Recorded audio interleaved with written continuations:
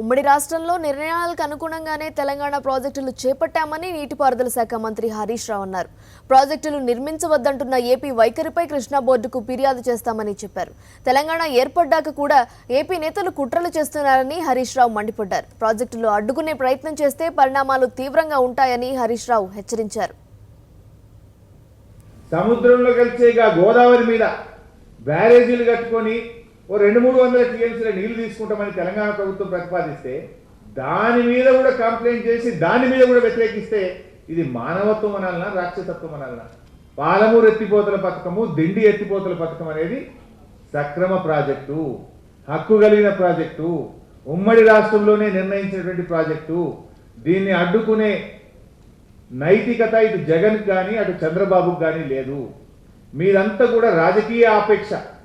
మీ ప్రేమ రైతుల మీద కాదు, ఒకరిపై ఒకరు పైచేయి సాధించడానికి చంద్రబాబు జగన్లు తెలంగాణ ప్రాజెక్టులను పావుగా వాడుకోవడం ఇది దురదృష్టకరం.